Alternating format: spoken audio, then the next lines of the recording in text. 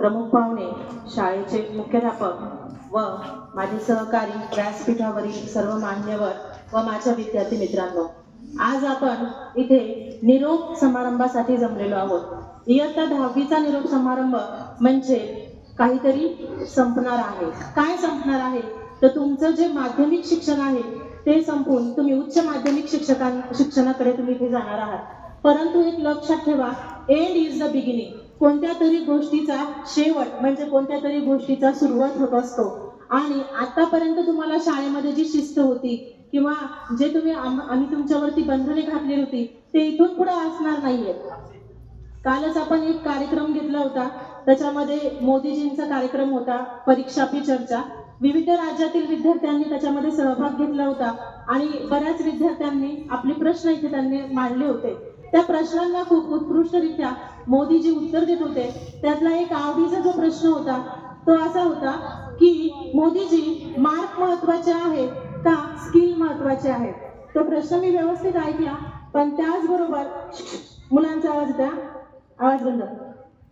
त्याचबरोबर त्याचं उत्तरही खूप समर्पक त्यांनी सांगितलेलं होतं। बघा, त्यांनी सांगितलं each and everything is important. प्रत्येक गोष्ट ही इम्पॉर्टंट आहे। केव्हा इम्पॉर्टंट आहे? जेव्हा ती बॅलन्स मध्ये असणार आहे। तुम्हाला मार्क ही तेवढेच महत्वाचे आहेत आणि तुम्हाला स्किल ही तेवढ्याच महत्वाच्या आहेत। मग स्किल कोणत्या आहेत? मोदीजींनी एक उदाहरण दिलं होतं, खूप सुंदर होतं। सपोज तुमच्या घरामधले जे आहेत जे तुम्हाला जेवण बनवून देतात ते वडीलधारी मंडळी आज तुमच्या घरी नाही आहेत, परंतु तुमच्या घरामध्ये सर्व साहित्य उपलब्ध आहे, परंतु तुम्ही ते उपयोगात आणू शकत नाहीयेत, तुम्ही ते शिजून खाऊ शकत नाहीयेत, तर ती स्किल तुमच्यामध्ये नाहीये। इथे तुमचे मार्क महत्वाचे नाहीयेत, तर तुम्हाला इथे ती स्किल महत्वाची आहे। ही जी स्किल आहे त्यांनी सांगितलेली ती एक फिजिकल स्किल होती, परंतु इथून पुढे तुमच्या आयुष्यामध्ये ज्या तुम्हाला स्किल जास्त महत्वाच्या आहेत त्या आहेत तुमच्या mental skill. So what are the mental skills? Still I remember when I was in the 10th class, there was also the program of the stand-up, and my teacher said me the one story. That story now I am going to tell you or share you. See, there was a forest and there was a small dispute between the donkey and the tiger. Donkey said, "No, grass is grey," and tiger said, "No, grass is green." So after some time, the dispute was the put in front of the king of the forest, that was the lion. So when the both went to the lion punished the tiger. याचा अर्थ काय? त्या जंगलामधल्या राजाने त्या टायगरला काय केलं होतं? Punish केलं होतं। टायगरचं काय म्हटलं होतं की जेही ग्रास आहे ते ग्रीनच आहे, ते बरोबर आहे। मग त्यानंतर त्या टायगरनी म्हणजे त्या लॉयनला विचारलं की राजा, मी जे सांगत होतो ते बरोबर होतं, ग्रास काय आहे? ग्रीनच आहे। ते म्हटलं हो, तुझं आता हे व्यवस्थित आहे का? तुझं म्हणणं बरोबर आहे, ग्रास हा ग्रीनच आहे, परंतु तू नादी कोणाच्या लागला होता हे महत्वाचं आहे।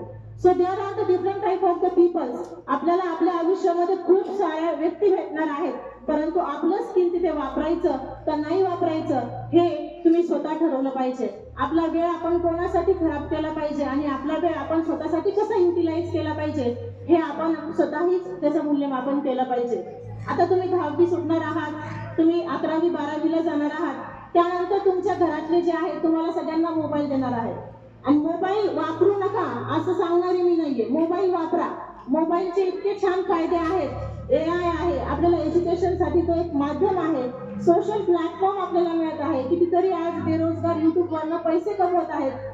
परंतु मोबाईल वापरत असताना सुद्धा मी तुम्हाला एक उदाहरण देऊ इच्छिते की जर मी एका 3 प्लेटमध्ये 3 वेगवेगळ्या प्रकारचे सफरचंद ठेवले, एका प्लेटमध्ये एक फ्रेश सफरचंद आहे, दुसऱ्या प्लेटमध्ये एक आर्टिफिशियल कळतं तुम्हाला, नकली जो सफरचंद आहे तो ठेवलेला आहे, आणि तिसऱ्या प्लेटमध्ये मी एक सडलेला काय ठेवलेला आहे? सफरचंद ठेवलेला आहे।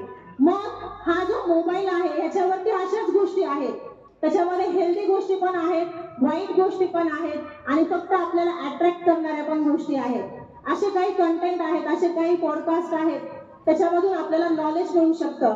That is the fresh apple.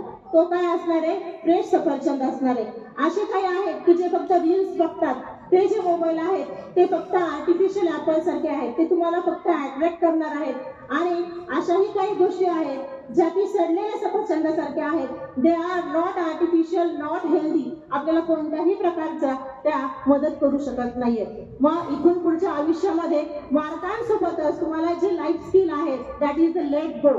एखादी गोष्ट आपल्या मनासारखी घडत नाहीये तर ती घडली नाही म्हणून दुःख करत बसायचं नाहीये, तर त्या गोष्टीला आपण सोडून द्यायला शिकलो पाहिजे. ठीक आहे. त्यानंतर जाता जाता तुम्हाला एक विंदा करंदीकर यांच्या 4 ओळ्या मी तुम्हाला म्हणून दाखवते. असे जगावे दुनियेमध्ये, असे जगावे दुनियेमध्ये, आव्हानाचे लावून अत्तर, नजर रोखुनी नजरेमध्ये, आयुष्याला द्यावे उत्तर, आयुष्याला द्यावे उत्तर. संयोजकांनी मला सर्व शिक्षकांच्या माध्यमातून त्यांच्या वतीने बोलण्याची संधी दिली, त्याबद्दल मी त्यांचे आभार व्यक्त करते. धन्यवाद.